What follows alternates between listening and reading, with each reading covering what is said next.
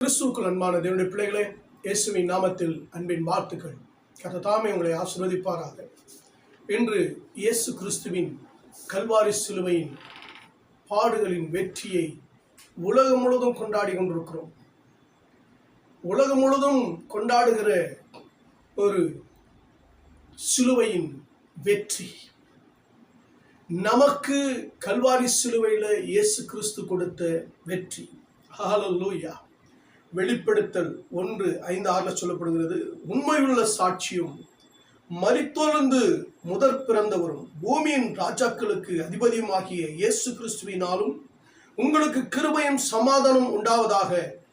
நம்மிடத்தில் அன்பு கூர்ந்து தமது இரத்தத்தினாலே நம்முடைய பாவங்களை நம்மை கழுவி தம்முடைய பிதாவாகிய தேவனுக்கு முன்பாக நம்மை ராஜாக்களும் ஆசாரியர்களும் ஆக்கின அவருக்கு மகிமையும் வல்லமையும் என்றென்றைக்கு உண்டாயிருப்பதாக.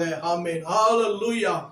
இயேசு கிறிஸ்துவின் கல்வாரி சிலுவையின் பாடுகள், இயேசு கிறிஸ்து கல்வாரி சிலுவையில சிந்திய ரத்தம், இயேசு கிறிஸ்து கல்வாரி சிலுவையில பிட்டு கொடுத்த அவருடைய சரீரம் ஒரு பெரிய ஜெயத்தை கொண்டு வந்திருக்கிறதுங்க. நம்மை உயர்ந்த நிலையில கொண்டு வந்திருக்கிறது. அவருடைய வெற்றி நம்மை மேன்மைப்படுத்தி இருக்கிறதுங்க. ராஜாக்களும் ஆசாரியர்களும் ஆக்கின இயேசு கிறிஸ்துவின் ரத்தம், நம்மை ராஜாக்களும் ஆசாரியர்களும் ஆக்கின இயேசு கிறிஸ்துடைய கல்வாரி சிலுவையின் பாடுகள், நம்மை ராஜாக்களும் ஆசாரியர்களுமாய் மாற்றின இயேசு கிறிஸ்துவனுடைய சிலுவையினுடைய மகிமை. ஹல்லேலூயா. என் அன்புடைய பிள்ளைகளே, ராஜாக்கள் வெற்றி பெறுகிறவர்கள், ஆசாரியர்கள் வெற்றி பெறுகிறவர்கள். எப்படி? இயேசு கிறிஸ்துவின் நாமத்தினாலே, இயேசு கிறிஸ்துவை நம்புகிறதுனாலே, இயேசு கிறிஸ்துவின் கல்வாரி சிலுவை பிடித்துக் கொள்கிறதுனாலே ஜெயம் கிடைக்கிறது. ஆமென். இயேசு கிறிஸ்து அவருடைய மரணம், அவருடைய உயிர்த்தெழுதல், அவருடைய பரமேறுதல் திரும்பி வரப்போகிறது. உண்மையுள்ள சாட்சிங்க. அவர் உண்மையான சாட்சியா இருக்கிறாரு, வெற்றி உள்ள ஒரு சாட்சியா இருக்கிறாரு. அவர் நமக்காய் சிலுவை சுமந்தது உண்மை. அதை போர் சேவகன் சொல்லுகிறார், பிலாத்து சொல்லுகிறார், நூற்றுக்கு அதிபதி சொல்லுகிறார். அவர் நீதிபர, குற்றம் செய்யாதவர், உண்மையுள்ள சாட்சிங்க. கர்த்தர் உண்மையுள்ளவரா இருக்கிறார். அவர் நமக்காக வெற்றி சிறந்திருக்கிறார். அது மாத்திரமல்ல, மரித்தோரிலிருந்து முதற் பிறந்தவர், மரித்தோரிலிருந்து முதல் பிறந்தவருங்க. 3ஆம் நாள் உயிரோடு எழும்பி நித்திய ஜீவ வாழ்வை நமக்கு காண்பித்திருக்கிறார். மரித்த இயேசு கிறிஸ்து 3ஆம் நாள் உயிரோடு எழும்பி மரியாளுக்கு தரிசனம் கொடுத்தார், சீஷர்களுக்கு தரிசனம் கொடுத்தார். அவர் உயிரோடு இருக்கிறவரை தன்னை காண்பித்தார். தோமா அவரை நம்பலங்க. என் விரலை அவருடைய காயத்தில் போட்ட பிறகுதான் நம்புவேன் சொன்னார். அதையும் கர்த்தர் நிரூபித்து காண்பித்தார். அவர் முதற் பிறந்தவர், உயிரோடு எழும்பியிருக்கிறவர். ஹல்லேலூயா. நாமும் இயேசு கிறிஸ்துவின் வருகையிலே உயிரோடு எழும்பியிருப்போம். நித்திய ஜீவ வாழ்க்கையை கொடுத்தவருங்க. அது மாத்திரல்ல, 3வது பூமியின் ராஜாக்களுக்கெல்லாம் அதிபதி. ஆமென்.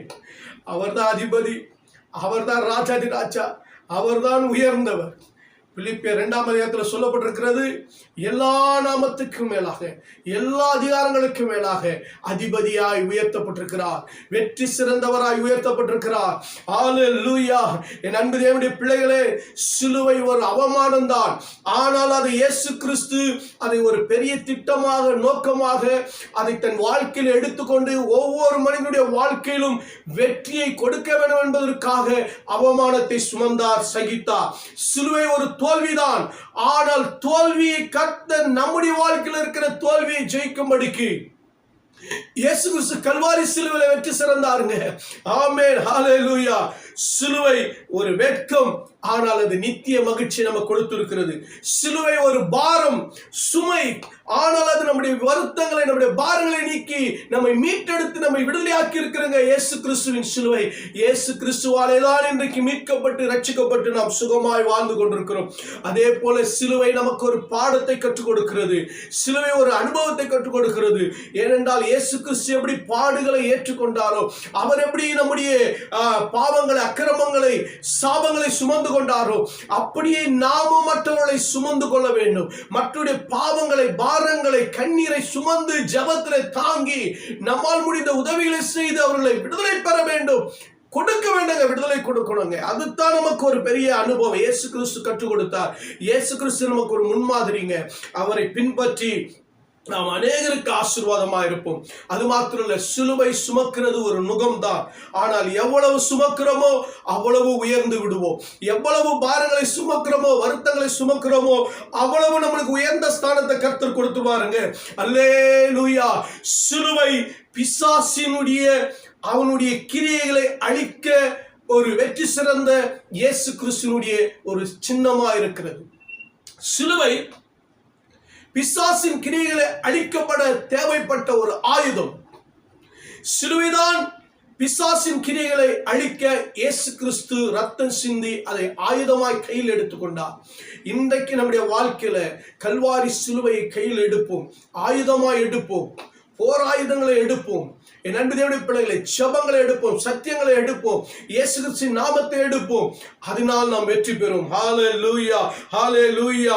என் அன்பு தேவனுடைய பிள்ளைகளே, சிலுவை நம்முடைய வாழ்க்கையில ஒரு பெரிய மாற்றத்தை கொடுத்திருக்கிறது. ஒரு புதிய மாற்றத்தை ஏற்படுத்தி இருக்கிறது. ஒரு புதிய மனிதனை நம்மை மாற்றி இருக்கிறது. இருளிலிருந்து நம்மளை வெளிச்சத்திற்கு கொண்டு வந்திருக்கிறது. அதுதான் சிலுவை. இயேசு கிறிஸ்துவின் பாடுகள் நம்ம எவ்வளவு மேன்மைப்படுத்தியிருக்கு பாருங்க. என் அன்பு தேவனுடைய பிள்ளைகளே, இயேசு கிறிஸ்துவின் அன்பு நமக்கு வெற்றியை கொடுத்திருக்கிறது. ஆம், முதலாவது வேதம் சொல்லப்படுகிறது. கலாத்தியர் 6ஆம் அதிகாரத்துல வேதத்துல நாம் வாசிக்கும் போது, நம்முடைய கர்த்தராகிய இயேசு கிறிஸ்துவின் சிலுவை குறித்தே அல்லாமல் வேறொன்றை குறித்து மேன்மை பாராட்டாது இருப்பேனாக. அவரால் உலகம் எனக்கு சிலுவையில் அறை உண்டு இருக்கிறது, நானும் உலகத்திற்கு சிலுவையில் அறை உண்டு இருக்கிறேன். பாருங்க, இயேசு கிறிஸ்து சிலுவையில் அறை உண்டு இருக்கிறார், நானும் சிலுவையில் அறை உண்டு இருக்கிறேன் என்று பவுல் சொல்லுகிறார்.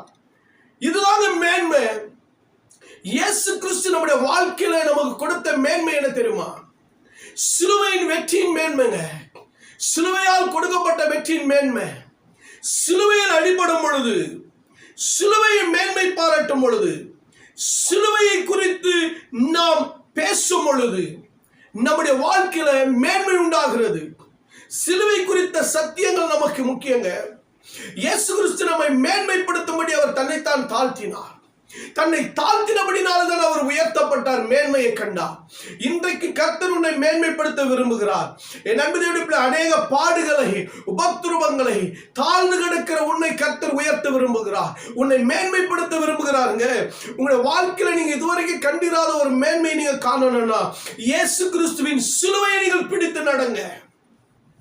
சிலுவை குறித்து பேசுங்க, சிலுவையை சுமந்து செல்லுங்க. ஹல்லேலூயா. 1 கொரிந்தியர் 10:17 சொல்லப்படும், மேன்மை பாராட்டுகிறவன் கர்த்தரை குறித்தே மேன்மை பாராட்ட கடவான். 1 கொரிந்தியர் 1:30 அந்தபடி நீங்கள் அவராலே கிறிஸ்து இயேசுவுக்கு உட்பட்டு இருக்கிறீர்கள் எழுதியிருக்கிறபடி மேன்மை பாராட்டுகிறவன் கர்த்தரை குறித்தே மேன்மை பாராட்டத்தக்கதாக அவரால் தேவன் நமக்கு ஞானம், நீதியும், பரிசுத்த மீட்புமா இருக்கிறாங்க. இன்னைக்கு உங்களுடைய ஞானத்தை வச்சு நீங்க மேன்மை பாராட்டாதீங்க, உங்களுடைய நீதியை வச்சு மேன்மை பாராட்டாதீங்க. ஏன்னா இயேசு கிறிஸ்துவின் பரிசுத்த ரத்தத்தினாலே மீட்கப்பட்டிருக்கிறோம். இயேசு கிறிஸ்துவின் கல்வாரி சிலுவையின் ரத்தத்தினால மீட்கப்பட்டிருக்கிறோங்க.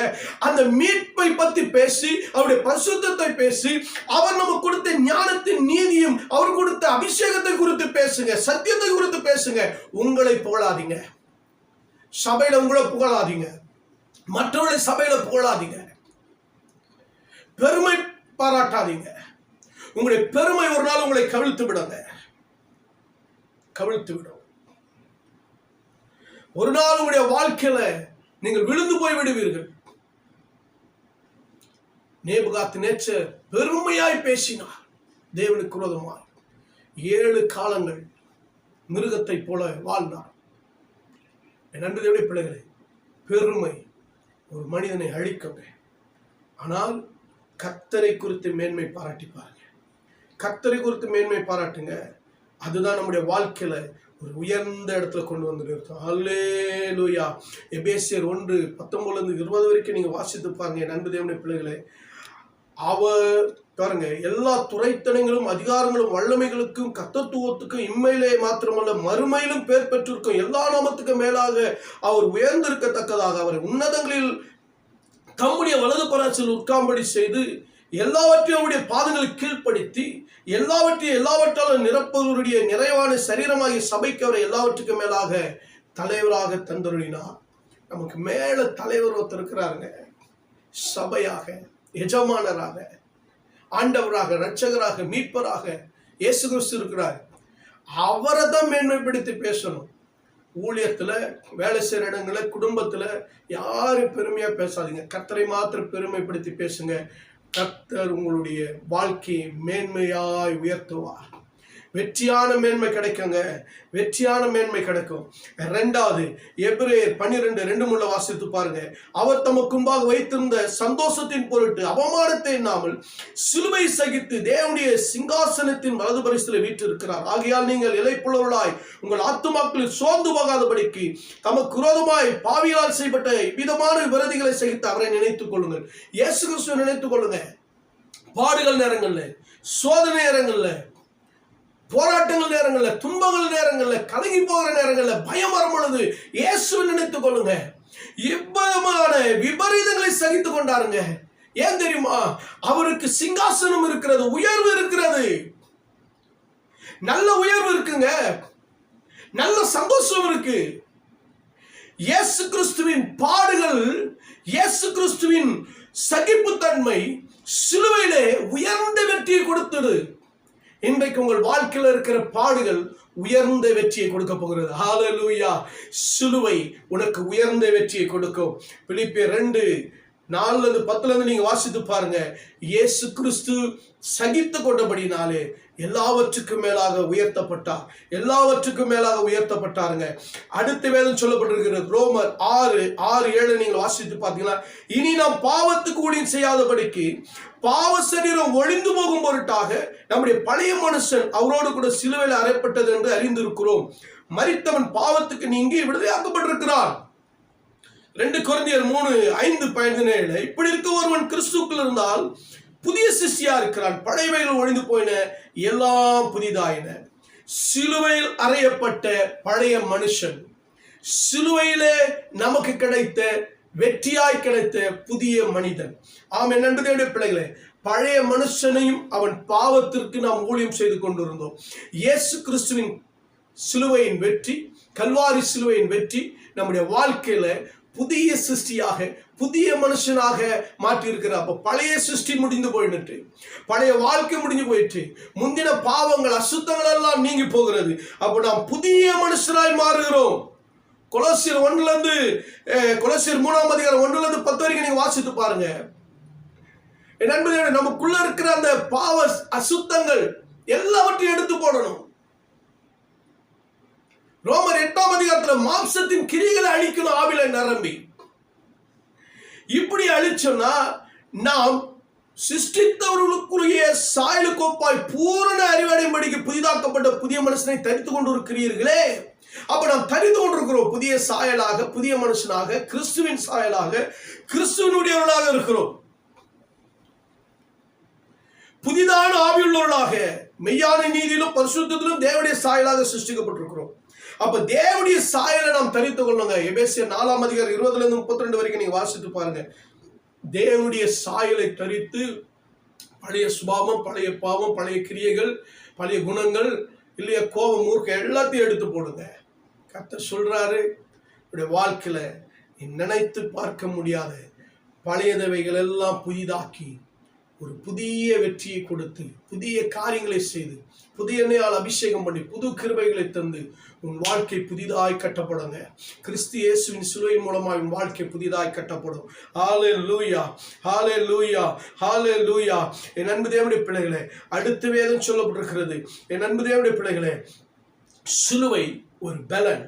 1 கொரிந்தியர் 1:18 சிலுவை பற்றிய உபதேசம் கெட்டு போகிறவர்களுக்கு பைத்தியமா இருக்குது, ரட்சிக்கப்படுகிற நமக்கு தேவ பலனா இருக்கிறது. ரட்சிப்பின் பலன் சிலுவை நமக்கு பலவீனங்களை நீக்கி, இயேசு கிறிஸ்துவின் பலவீனத்தினாலே நாம் பலன் பெற்றிருக்கிறோம். அவர் நிமித்தம் நாம் பிழைத்திருக்கிறோம். இயேசு கிறிஸ்துவனுடைய கல்வாரி சிலுவையின் பலவீனம், அவர் ரத்தம் சிந்தி பலவீனப்பட்டதுனாலே அது நமக்கு பலனாய் மாறி இருக்கிறது. எப்படி? ரட்சிப்பின் பலனாக இன்று வரைக்கும் அவருடைய மரணம், அவருடைய உயிர்த்தெழுதல் இன்று வரைக்கும் பலனாய் இருக்கிறது. ஹல்லேலூயா. என் அன்பு தேவனுடைய பிள்ளைகளே, 2 கொரிந்தியர் 13:4, ஏனெனில் அவர் பலவீனத்தில் சிலுவையில் அறையப்பட்டிருந்தோம், தேவனுடைய வல்லமையினால் பிழைத்திருக்கிறார், அப்படியே நாங்களும் அவருக்குள் பலவீனராய் இருந்தும் உங்களிடமாய் விளங்கிய தேவனுடைய வல்லமையினாலே அவரோடு கூட பிழைத்திருக்கிறோம். அல்லேலூயா. என் அன்பு தேவனுடைய பிள்ளைகளை, நாம் இயேசு கிறிஸ்துக்குள்ள பிழைத்திருக்கிறோம். சிலுவையில் அறையப்பட்ட இயேசு கிறிஸ்துக்குள்ள பிழைத்திருக்கிறோம். மத்திய 8:17, அவர் நம்முடைய பலவீனங்களை ஏற்றுக்கொண்டு நம்முடைய நோய்களை சுமந்தார் என்று ஏசாயா தீர்க்கதரிசி எழுதியிருக்கிறாரே. நம்முடைய பலவீனங்கள் அவர் ஏற்றுக்கிட்டாருங்க. நம்முடைய துக்கங்கள் அவர் ஏற்றுக்கிட்டாரு. நம்முடைய நிந்தனைகள், அவமானங்களை ஏற்றுக்கிட்டாருங்க. அதுதான் நமக்கு பரிபூரணத்தை கொடுத்திருக்கிறது. ஹல்லேலூயா. நீங்கள் எத்தனை வருஷம் பலவீனப்பட்டவர்களா இருந்தாலும் சரி, 38 வருஷம், 18 வருஷம், 12 வருஷம் மரித்தவர்கள், பலவீனப்பட்டவர்களை கர்த்தர் உயிரோடு எழுப்பி இருக்கிறாருங்க. பிசாசினால் பலவீனப்பட்டவர்களை கர்த்தர் உயிரோடு எழுப்பி இருக்கிறாருங்க. இன்னைக்கு எந்த பலவீனத்தை வாட்டுகிறதோ, ஒருவேளை வியாதினால, கடன் பிரச்சனையால, பிசாசினால, பலவிதமான கொடிய சூழ்நிலையினால நீ பலவீனப்பட்டிருக்கலாம். கர்த்தர் உங்களை பலனாய் மாற்ற போகிறார். அல்லேலூயா. கர்த்தர் உங்களை பலனாய் மாற்ற போகிறார். அல்லேலூயா. அடுத்து சொல்றேன் பாருங்க, கலாத்தியர் 3:13-14, மரத்தில் தூக்கப்பட்ட எவனும் சபிக்கப்பட்டவன் எழுதியிருக்கிறபடி கிறிஸ்து நமக்காக சாபமாகி நியாயப்பிரமாணத்தின் சாபத்தை நமக்கு நீங்களாக்கி மீட்டுக் கொண்டார். ஆபிரகாமுக்கு உண்டான ஆசீர்வாதம் கிறிஸ்து இயேசுவினாலே புறஜாதிகளுக்கு வரும்படியாக ஆவியை குறித்து சொல்லப்பட்ட வாக்குத்தத்தத்தை நாம் விசுவாசனாலே பெறும்படி அப்படி ஆயிற்றுங்க. சிலுவை சாபத்தை ஜெயித்திருக்கிறது, ஆசீர்வாதத்தை வெற்றியாய் கொடுத்திருக்கிறது. நம்முடைய வாழ்க்கையில தடைய சாபம் தாங்க. நம்முடைய வாழ்க்கையில வெற்றியை பெறுறதுக்கு, உயர்வை பெறுறதுக்கு, ஆசீர்வாதத்தை பெறுறதுக்கு, திருமணம் நடக்கிறதுக்கு, குழந்தை பாக்கியம் கிடைக்கிறதுக்கு, ஊழியத்தை செய்கிறதற்கு நமக்கு பெரிய தடைய பிசாசு தாங்க. அந்த பிசாசு கொண்டு வந்த சாபத்தை கீழ்ப்படியாமே இயேசு கிறிஸ்து மரத்திலே தூக்கப்பட்டு அவர் வெற்றி சிறந்தாருங்க. சாபம் அழிக்கப்பட்டது. ஆபிரகாமுடைய ஆசீர்வாதத்துல நாம் வந்துட்டோம். இயேசு கிறிஸ்துவின் உடன்படிக்கை ரத்தத்தின் ஆசீர்வாதத்துக்குள்ள நாம் கடந்து வந்துட்டோம். தேவனுடைய ஆசீர்வாதங்கள் உபாகமம் 28:1-14 ஆசீர்வாதத்தின்படி நம்ம வந்துட்டோம். ஆவிக்குரிய ஆசீர்வாதம் எபேசியர் 1-அதிகாரத்துல 2-3 வசனத்தின்படி ஆவிக்குரிய ஆசீர்வாதத்துல வந்துட்டோம். பரிசுத்த ஆசீர்வாதத்துல வந்துட்டோம். சத்தியத்தின் ஆசீர்வாதத்துக்குள்ள வந்துட்டோம். நல்ல கிருபையை பெற்று இருக்கிறாங்க. நித்திய ஜீவனுக்குரிய ஆசீர்வாதத்துல வந்துட்டோம். அல்லேலூயா. ஹல்லேலூயா. இயேசு நம்முடைய எல்லா பாவங்களையும் சாபங்களையும் சிலுவையிலே அறைந்து நமக்கு அவர், என் அன்பு தேவனுடைய பிள்ளைகளே, நித்திய ஆசீர்வாதத்தை கொடுத்திருக்கிறார். வெற்றியின் ஆசீர்வாதத்தை கொடுத்திருக்கிறார். அடுத்து யோவான் 3:16, தேவன் தம்முடைய ஒரே பேரான குமாரனை விசுவாசிக்கிறவனோ அவன் கெட்டு போகாமல் நித்திய ஜீவனை அடையும்படிக்கு அவரை தந்திரடி இவ்வளவாய் உலகத்தில் அன்பு கூர்ந்தார். அவரையே தந்திருக்கிறார் சிலுவையில. ஒருவனும் கெட்டு போகக்கூடாது, எல்லாரும் நித்திய ஜீவனை அடையணும், எல்லாரும் விசுவாசிக்கணுங்க. ஆமா, 8:32 ரோமர் 8:32 சொல்லப்படு, தம்முடைய சொந்த குமாரன் என்று பாராமல் நாம் எல்லாருக்கும் அவரை ஒப்பு கொடுத்தவர் அவரோடு கூட மற்ற எல்லாவற்றையும் நமக்கு அருளாது இருப்பது எப்படி? 1 யோவான் 4:9-10 நீங்க வாசித்து பாருங்க. இயேசு கிறிஸ்துக்குள்ளே நாம் பிழைக்கும்படிக்கு தேவன் தம்முடைய குமாரனாகி இயேசுவை அனுப்பி வெளிப்படுத்தினாருங்க. அவர் அன்பை கொண்டு நம்முடைய பாவங்களை நீக்கிற கிருபாதாரியா பலியாக நமக்கு நித்திய ஜீவனை கொடுக்கிறவராக அவர் வந்தார். அதனால் தான் வெளிப்படுத்தல் 1:6 சொல்லப்பட்டிருக்கிறது, அவர் அன்புக்கும் தம்முடைய ரத்தத்தினாலே நம்முடைய பாவங்களால் நம்மை கழுவி நம்முடைய பிதாவாகிய தேவனுக்கு முன்பாக நம்முடைய ராஜாக்களும் ஆசாரிடமாக நிறுத்தினார். அந்தகார இருளிலிருந்து ஆச்சரியமான ஒளிநிலத்திற்கு வர வைத்தவர் அவருடைய புண்ணியங்களை அறிவிக்கும்படிக்கு நம்மை தெரிந்து கொள்ளப்பட்ட சந்ததியாயும் ராஜரீக ஆசாரிய கூட்டமாயும் பரிசுத்த ஜனமாயும் லேவியராக நம்மளை தெரிந்து கொண்டிருக்கிறார்கள். கடைசியாக கொலோசியர் 2:13-14 என்பதோடு நமக்கு எதிரடையாக கட்டளையா நமக்கு விரோதமாக இருந்த கையெழுத்தை குலைத்து அதை நடுவில் இராதபடிக்கு எடுத்து சிலுவையின் மேல் ஆணி அடித்து துரைத்தனங்கள் அதிகாரங்கள் உறிந்து கொண்டு வெளியரங்கமான கோலமாகி அவைகள் மீது வெற்றி சிறந்தார். தடைகள், அதிகாரங்கள், துரைத்தனங்கள், நமக்கு விரோதமாக இருந்த எல்லாவற்றின் மீதும் கர்த்தர் ஜெயத்தை கொடுத்திருக்கிறார்கள். இனி நீங்க ஜெயத்தை பார்ப்பீங்க உங்களுடைய வாழ்க்கையில. இனி ஜெயமா இருக்கும். கிறிஸ்துவுக்குள் பவுலை வெற்றி சிறக்க பண்ணினார். இஸ்ரவேல் ஜனங்களை அடிமைத்தனத்திலிருந்து கர்த்தர் யாத்திராகமம் 14:15 வெற்றி சிறக்க பண்ணினார். இனி உங்களுடைய வாழ்க்கை வெற்றியாய் மாறுங்க. 1 சாமுவேல் 17ஆம் அதிகாரத்திலே தாவீதை கொண்டு கர்த்தர் கோலியாத்தை முறியடித்தார். 7ஆம் பள்ளத்தாக்கிலே கர்த்தர் ஜெயத்தை கொடுப்பார். இனி கிறிஸ்துவின் சிலுவையின் வெற்றி உங்களோடு கூட இருக்கும். கண்கள் மூடி ஜெபிப்போமா? பரலோக பிதாவே, அன்பின் தகப்பனே, வானத்துக்கு பூமிக்கு தேவனாய் கர்த்தாவே, இயேசு கிறிஸ்து நாமத்தினால வர்றப்பா, இந்த ஜெபத்தை கேட்கிற கர்த்தருடைய வார்த்தை கேட்கிற ஒவ்வொருடைய வாழ்க்கையிலும் இந்த வெற்றிகள் வருவதாக. மேன்மையான வெற்றி, உயர்வான வெற்றி, பலனான வெற்றி, சாபத்திலிருந்து நீங்க ஆசீர்வாதத்தின் வெற்றி, தாழ்விலிருந்து உயர்வின் வெற்றி, ஆண்டவரே தோல்வியிலிருந்து சிலுவையின் வெற்றி. ஒவ்வொரு நாளும் அவர்கள் சிலுவையின் வெற்றி பார்க்கட்டும். அற்புதங்களை அதிசயங்களை பார்க்கட்டும். பெரிய காரியங்களை செய்யும். இயேசுவின் நாமத்தில் பிதாவே, ஆமென், ஆமென். God bless you. கர்த்தர் உங்களை ஆசீர்வதிப்பார். ஆமென்.